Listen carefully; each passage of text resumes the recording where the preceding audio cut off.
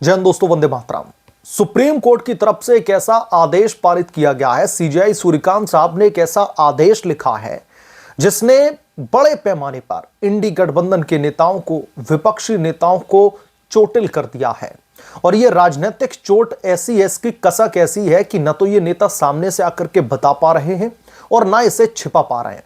और सबसे बड़ी बात दोस्तों यह है कि सुप्रीम कोर्ट में खासतौर पर सीजेआई सूर्यकांत साहब ने इन विपक्षी नेताओं को जो जख्म दिए हैं, चाहे अखिलेश यादव हो, ममता बनर्जी हो, राहुल गांधी हो या फिर कोई भी विपक्षी नेता, इन्हें जो जख्म दिए हैं, अब उन जख्मों पर कपिल सिब्बल ने नमक डालने का काम कर दिया है। कपिल सिब्बल एक ऐसे वकील हैं जिनको अक्सर विपक्षी नेताओं के केस लड़ते हुए देखा जाता है और कई बार तो वो ऐसे मुद्दों पर विपक्ष को डिफेंड करते हैं कि इस देश की जनमानस जो है वो सवाल खड़े करने लगते हैं कि सिब्बल साहब को कोई मामला ऐसा विपक्ष का नहीं दिखाई देता जहां पर उन्हें नहीं लड़ना चाहिए। कम से कम ऐसे मामलों को जहां पर उन्हें लगता है कि विपक्ष यहां पर गलत है तो अपने आप को दूरी बना लेनी चाहिए उससे।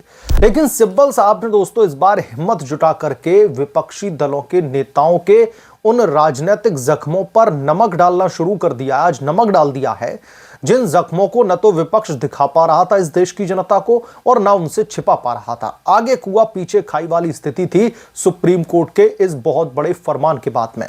और अब कपिल सिब्बल ने, हालांकि उन्होंने निशाने पर लेने की कोशिश तो भारतीय जनता पार्टी को ही की है, लेकिन उनकी इस दो टूक से जो विपक्ष की नैया है वो दरअसल डूबती हुई दिखाई दे रही है।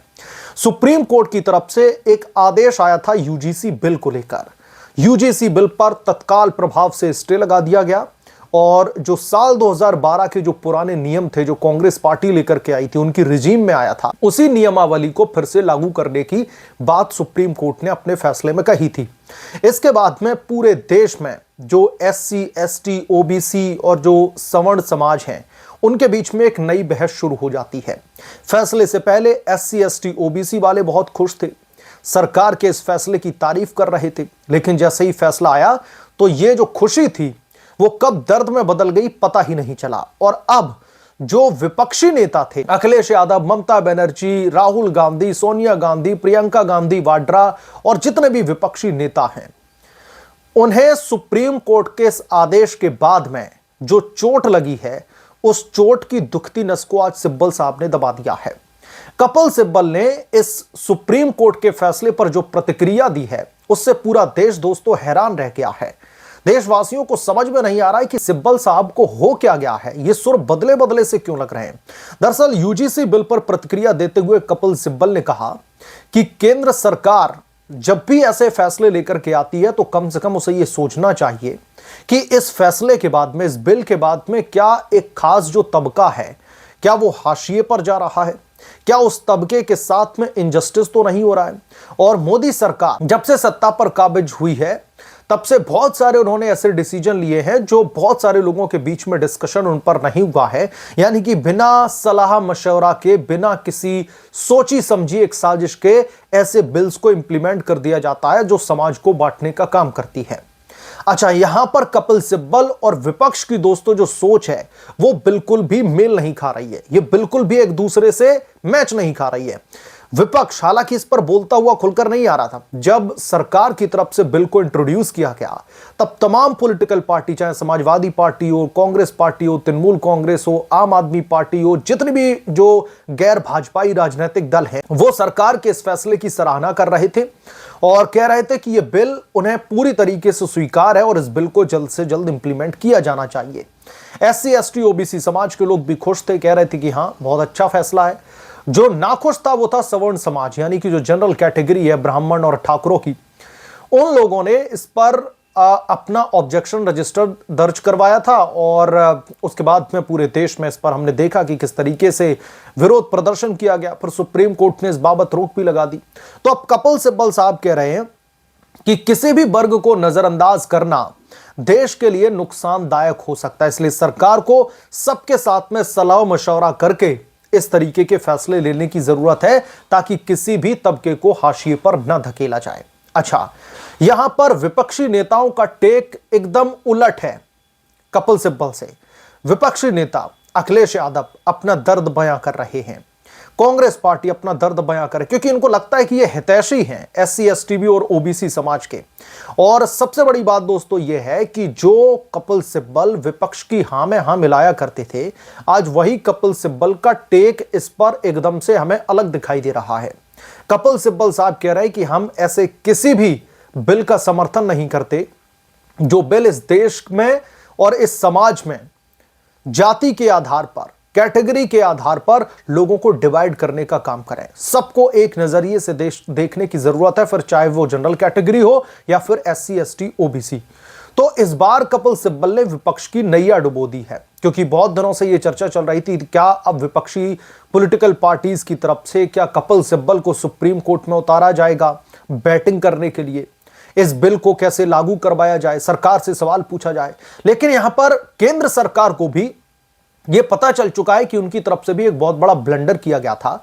और दोस्तों, जैसे ही सुप्रीम कोर्ट की तरफ से फैसला आया था तो भारतीय जनता पार्टी के सांसद सुधांशु त्रिवेदी की तरफ से एक प्रेस कॉन्फ्रेंस कंडक्ट की जाती है, प्रेस ब्रीफिंग की जाती है। उसमें उन्होंने सुप्रीम कोर्ट के फैसले का स्वागत किया और फिर कह रहे हैं कि हम किसी के साथ में भी अन्याय नहीं होने देंगे। हालांकि पहले इनके भी सुर कुछ अलग ही थे, भाजपा पहले इस तरीके की बात नहीं कर रही थी, लेकिन जब सुप्रीम कोर्ट से फैसला आया तो शायद अंदर खाने ही सही बीजेपी कोर्ट के इस फैसले से खुश हुई होगी कि एक बहुत बड़ा ब्लंडर इनसे होते होते बचा है। एक खास समुदाय इनके खिलाफ में सीधे तौर पर उतर गया था और सवर्ण समाज के लोगों ने इसकी कितने बड़े पैमाने पर विरोध किया था वो हम सबने देखा।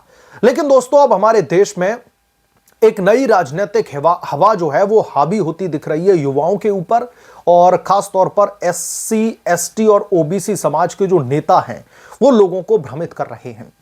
मैं यहां पर जिक्र उत्तर प्रदेश के एक सांसद हैं नगीना से, चंद्रशेखर आजाद उर्फ रावण, मैं उनकी बात करना चाहता हूं।